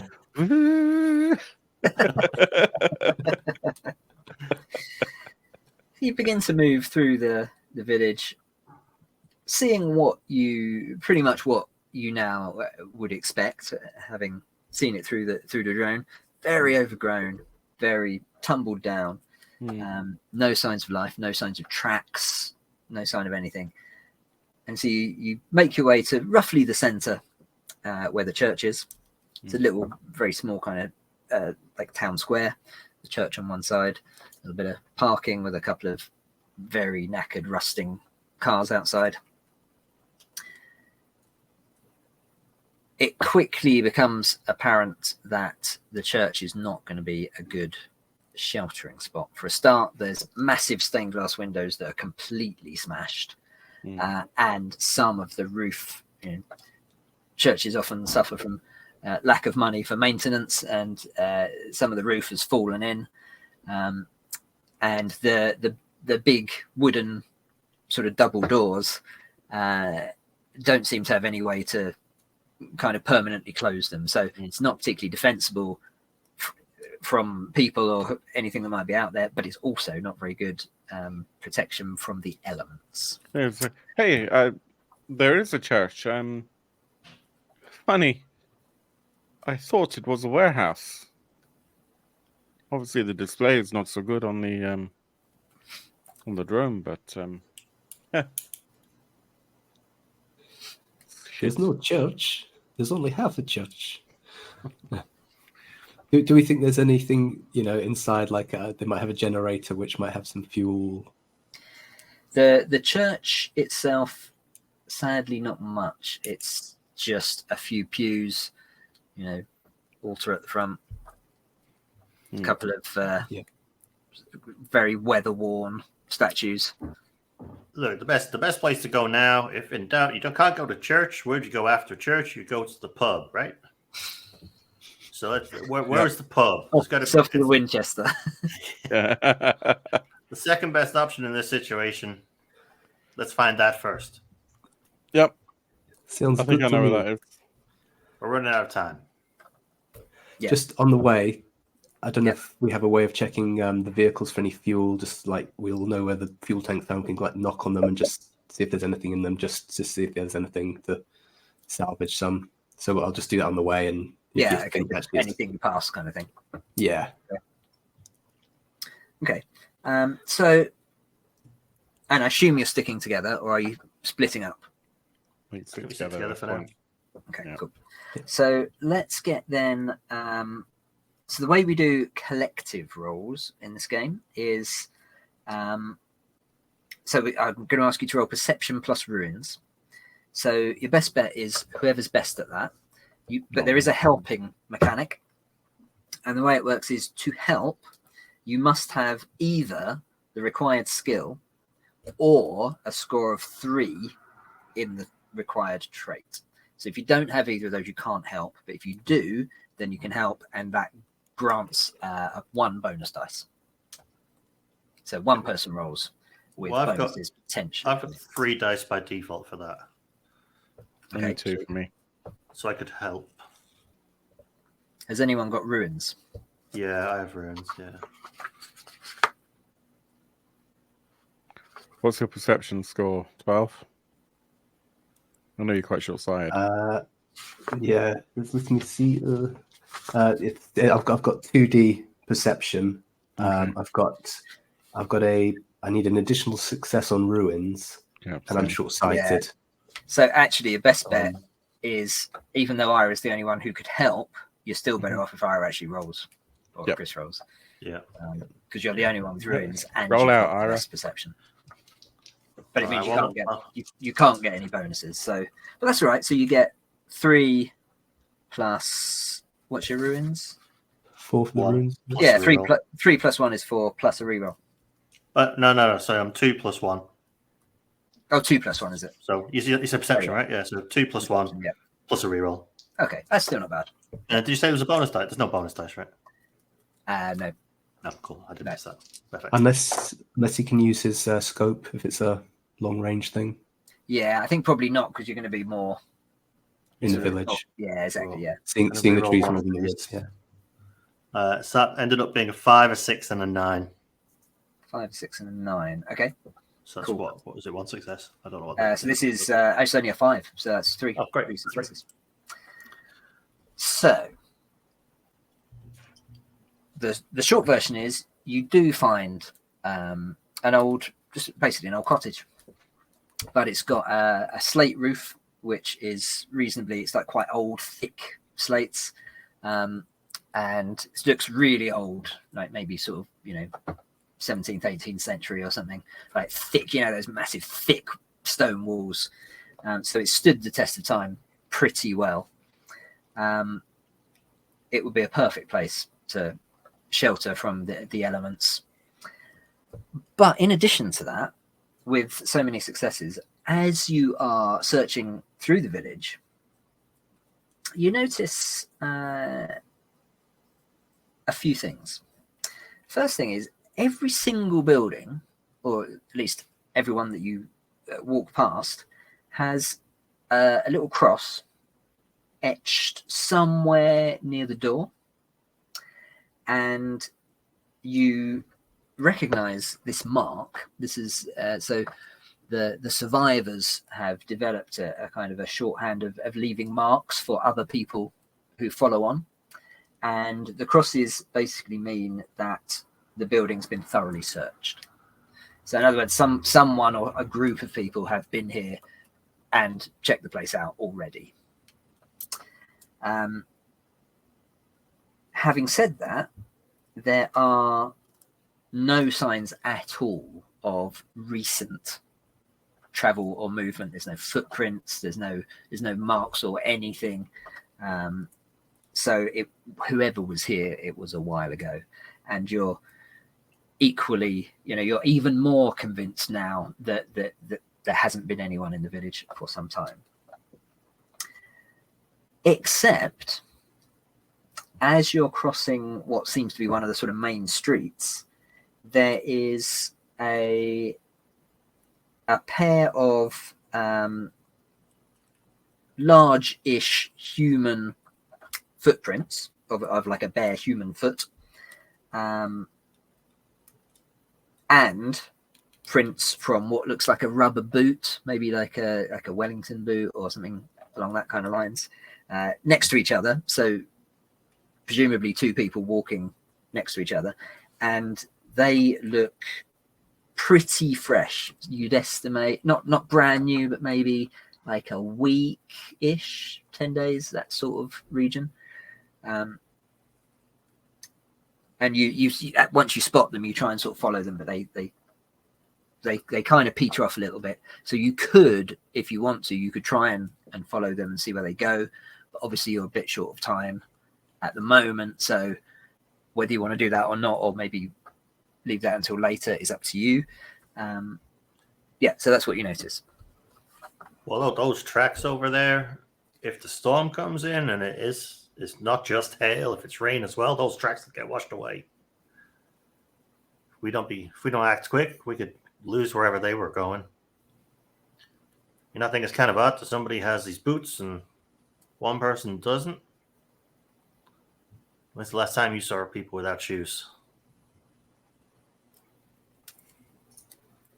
It does sound kind of funny. Very strange. Do you still have your drone with you, Mono, or shall I peel off and see where these tracks go? Meet you in the pub for a pint later. Wait for it all to blow over. The drone, the battery is not so good now. Okay.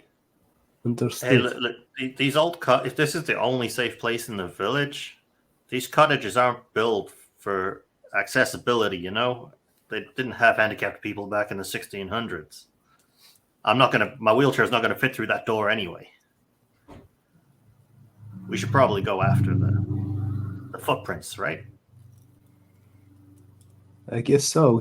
I mean, worst case scenario, we could always fall back to the van. It's sheltered, and then we'd have the protection of the van as well. We'd be able to look after the van. Yeah, I'm interested why this person does not have any shoes. Seems strange. Let's go. Okay, Yeah. cool. So this is going to be what is this going to be?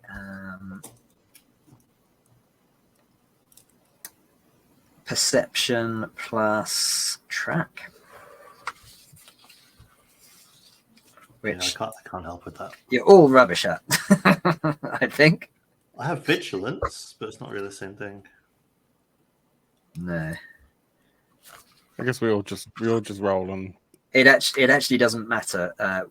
Well, it's a group action, so you can only roll one. It's not got a dot against it though, so we wouldn't get a Not a penalty. dot, so there's no penalty. But you've all got 2 dice, and none of you have got track. So it really makes no difference who rolls. Yeah.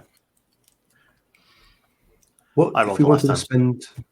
If we wanted to spend some dice from our pool, Mm. would that be nerve or would that be strain? So at any point, it can be either.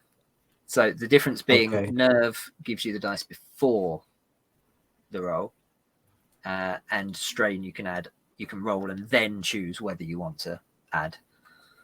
So And you is could, it, if you want, you could just roll, and then if you pass, great, and if you fail, then you can add strain. So strain's a bit more versatile. I don't think we established how do we get those points back as well.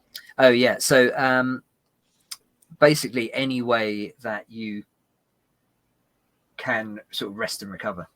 Okay, fine. So yeah, a night's rest or a good meal, or even just for nerve, just if something good happens, if you have some success, then you recover it because you just get a kind of like a mental boost kind of thing. Yeah. Shall I roll then, and I'll. Is it one of our pool dice becomes a dice, or? Yes, and you can use as many as you want. Okay. Too. I've got 2 dice for perception, nothing for track.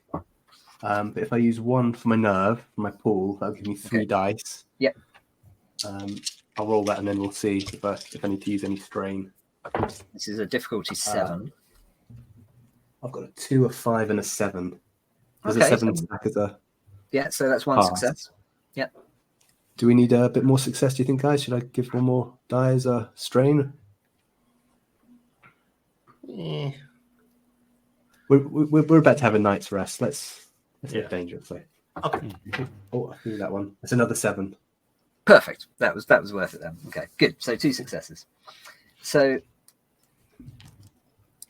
you start following these slightly odd-looking tracks, and it's as I say, they're like at least a week old, and there's there's plenty of kind of vegetation and sort of things, and they sort of meander a bit. So they go down this main street for a little while, and then they turn down a much smaller, kind of quite narrow side street, and then you lose them for a bit where it kind of goes over this bit with a load of sort of plants, but maybe they must have sort of squeezed through the plants. But you manage to pick it up again on the other side. It takes you a little while, and it seems to be heading roughly towards the sort of edge of the village. Reasonably difficult to follow, and it's quite slow going. And you're sort of engrossed in following the trail. And so you don't realize until there's an enormous thunderclap that the storm has come in a little quicker than you expected.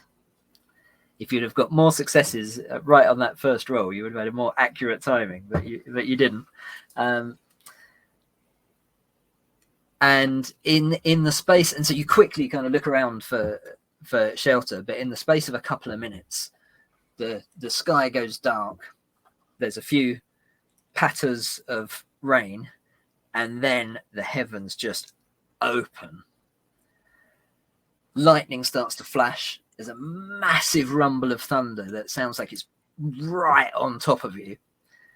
And then you, first of all, hear and then quickly feel these huge hailstones just thundering down, bouncing off of ruined cars and off rooftops. And when a few inevitably hit you, they're really nasty. They're big, they're coming down with some speed, and you find yourself within the space of like 20 or 30 seconds in the midst of this horrendous, massive hailstorm. And I think on that semi cliffhanger, I think that's where we should leave it for tonight. Cool. That was a lot of fun. I'm enjoying this. That's a nice system, isn't it? Yeah, it's good. And as with everything that Studio Agate puts out, even though this wasn't like they didn't, the author of this game isn't a Studio Agate kind of key member, if you like. They published it, haven't they? Yeah, but that's my understanding. Yeah, everything about it still has that kind of level of polish and just it's so evocative, which is something that they're very good at. They also published Shadows of Estrin, which, regardless of if you're ever going to run it as a role-playing game, is just such beautiful artwork, and the world is so rich. And they did Fate Forge as well, some 5e thing. Apparently amazing 5e is it? Setting, but we don't tend to do 5e round here. Around these parts. Yeah, no Dungeons and Dragons round here. No, that was amazing. Thank you, Neil. Very welcome. Thank you all for playing. And before we sign off, Mr. Neil, where can people find you if they want to talk to you about this or anything else? Yes, I'm always very happy for people to talk to me about this or anything else. You can find Paladin Roleplaying. We make lovely dice like these that I haven't been rolling tonight because I actually haven't rolled because we didn't have any. It's not a player-facing game, but we just haven't had any opposed rolls yet. So, but yes, if you want to check out Paladin Roleplaying for dice and other accessories for your role-playing games, you can find us at paladinroleplaying.com. Is there any incentive for that for Dark Orb viewers? Yes, and if you can remember what the discount code is, hey, boom! Look at that. How's that for prepared? Use code DarkOrb15 for 15% off your entire cart. That's generous. Wow. It is. Yeah, it's not. Good job. Good job, fella. Yeah, it's good dice. We've got standard dice, we've got metal dice, we've got stone dice now. They're pretty cool. And dice trays and other stuff. Or you can find me personally. Best way is on Discord. I'm Paladin Neil on Discord. Great stuff. Johnny, where can people find you? Anywhere? At the Dark Orb. Yeah. Hey, check out the Discord. Great GMs, great people. What more do you need? Don't need to be I'm anywhere there else. as well. Yeah. Great, And I Chris, great, was where- great trying to people. gloss over the downsides. Yeah, that's true. Chris, where can people find you? Yeah, same place as Johnny on the Discord for me. If you want to chat to me, I'm Chris Taco on Discord. Great stuff, thank you. Obviously, I'm on the Discord as well. My name's Phil, and yeah, the link will be down below. And also, we have a Patreon. If you really love what we're doing, then your support will always be welcome. Even at the £1 per month level, every little helps. I will also take this time just to very briefly plug that we still have a very small number of tickets left for Orbtoberfest, which is going to be a really small kind of community feel mini convention in Nottingham, where we're going to play a couple of sessions of role-playing games and just have fun. So that is on October the 14th, which is Saturday. And if you want to know more about that, then check us out on anywhere where we've got a social presence, and you'll find the banners and the QR codes to buy a ticket over at Eventbrite, which is where it is. In the meantime, I hope you've had fun. We will see you again very, very soon. And until then, I hope that your dice rolls are way better than mine. Although mine haven't been too bad today. So could be worse. Thank you everyone for watching. Take care and good night. Or good morning. Bye. Or good afternoon. Or whatever.